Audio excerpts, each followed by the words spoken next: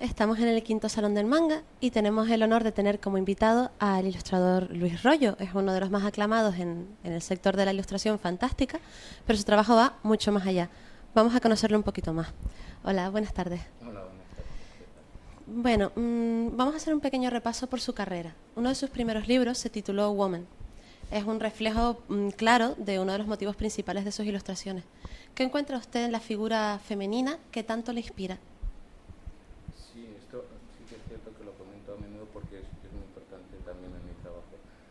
Para mí, aparte de lo que es la imagen de la figura femenina, quiero decir, lo que estaríamos hablando de lo que es la parte exterior, todo lo que es el mundo femenino, todo lo que es la riqueza de matices que tiene, la parte mucho más intuitiva, la parte oscura que tiene el mundo femenino, la parte nocturna, mm, es como si tuviera más juego que la parte masculina, tienen como más aristas, más claves, ¿no?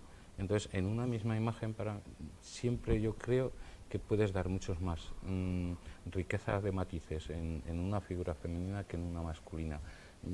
Para poner un pequeño ejemplo, por ejemplo, yo qué sé, en una figura masculina de alguna manera dices, voy a que esta figura refleje, yo qué sé, una agresividad.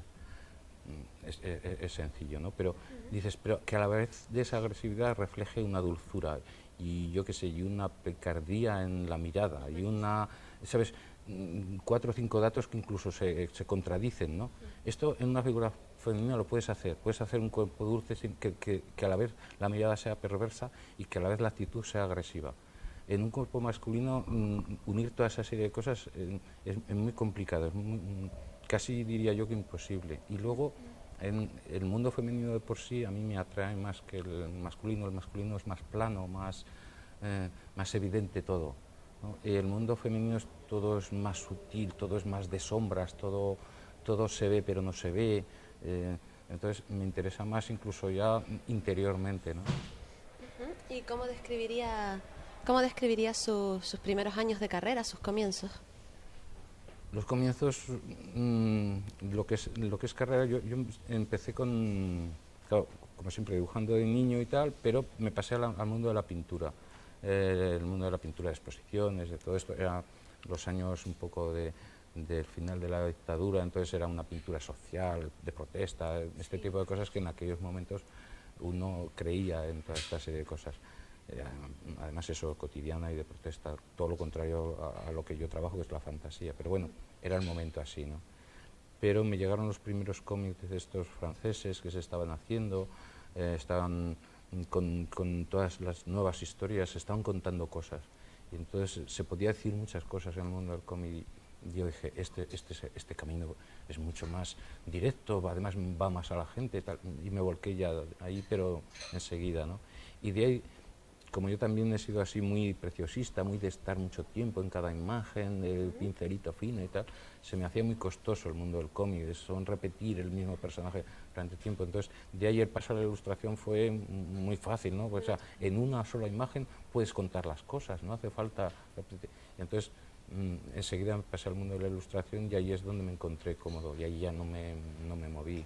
Lo único, a lo mejor, por ejemplo, que sí que estamos ahora es en un pasito o un paso más que es, me junté con Rómulo Rollo para fundir esto de la pintura y la ilustración en un mismo libro, ¿no? Que es el trabajo de Malefic Time. Sí. Entonces, ahí sí que es fusionar un poco dos mundos, ¿no?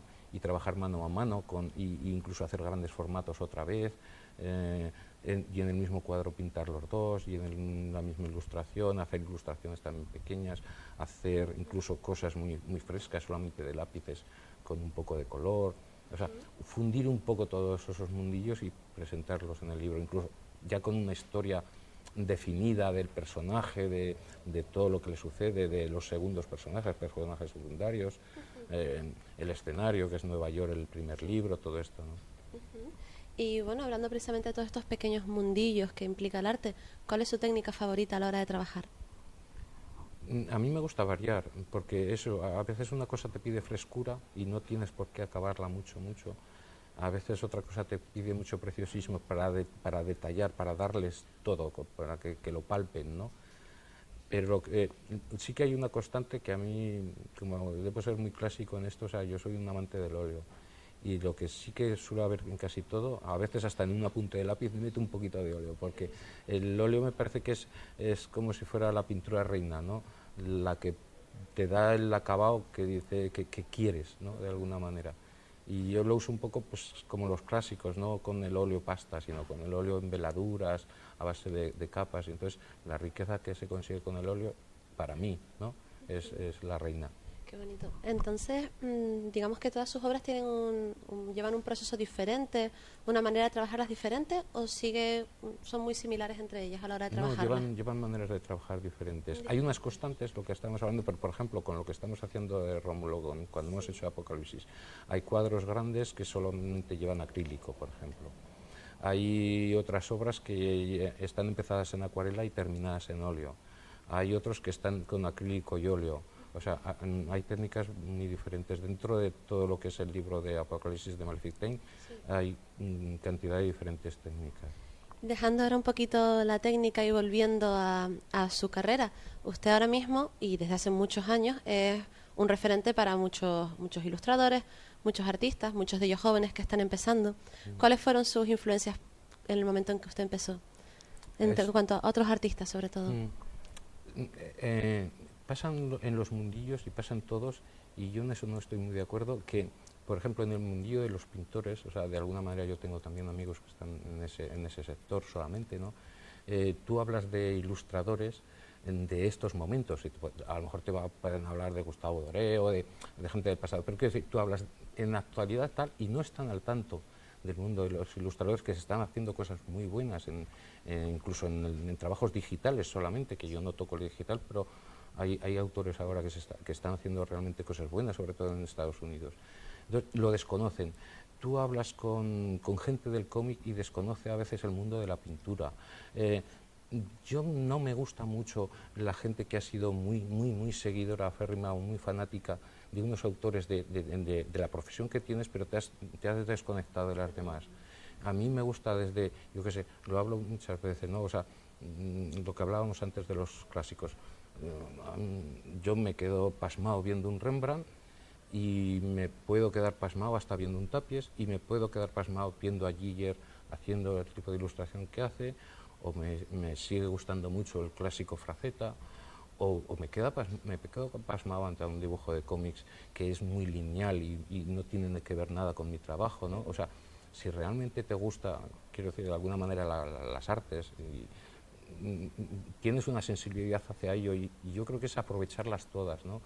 A veces puedes sacar, yo he sacado más enseñanzas, si habláramos de lo que es enseñanza para luego tú trabajar, de los clásicos que estamos hablando, o sea, de un Rembrandt o de un Velázquez, o incluso de un Goya, o de Penin en el ruso, o sea, he podido sacar más enseñanzas técnicas que a lo mejor de un ilustrador, pero no he dejado también de interesarme en el mundo de la ilustración porque era mi mundo, o a veces incluso ideas del mundo del cine que han podido venir, o, ¿sabes?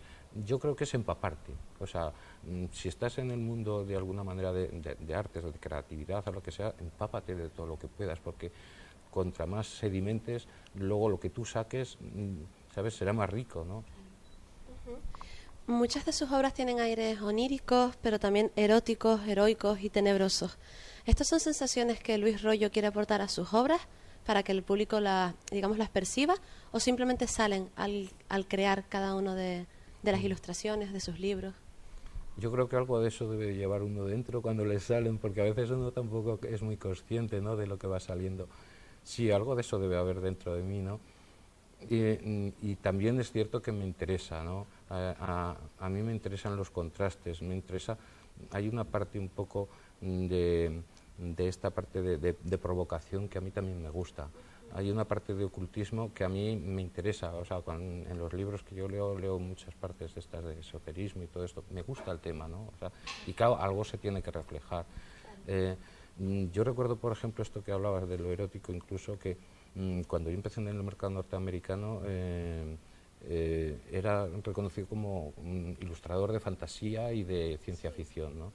Y en una feria, creo que era en Alemania, antes lo comentaba, le dije a Rafael Martínez, que es mi agente y el editor de Norma, Digo, me apetece hacer algo erótico, digo, pero solo por provocar al mercado americano, que es así tan purista y tan así. Y me dijo, nos daremos un golpe con eso, será un fracaso. Luis, tú estás considerado de arte fantástico y no podemos hacer eso. Digo, arriesgate, no tires demasiados libros, ¿sabes? O sea, tampoco te impliques en unas cifras.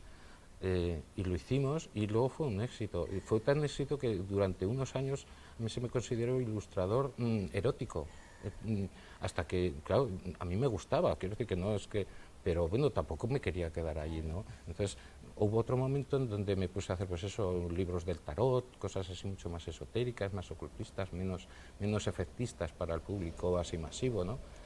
Y luego volví otra vez ahora, por ejemplo, con lo de Malefic Pain, con Rómulo, estamos volviendo otra vez a lo que es una ciencia ficción de alguna manera oscura, de alguna manera también muy crítica, porque en este caso pues hay, como siempre, hay unos buenos y unos malos, o unas fuerzas y otras fuerzas que se pelean, pero en nuestro caso los demonios realmente son los buenos y los ángeles son los malos, porque en el fondo es verdad, o sea, que todo lo que han hecho las religiones no han hecho más que dictadura, o sea, ser buenos, nos han puesto, es autoritario, ¿no?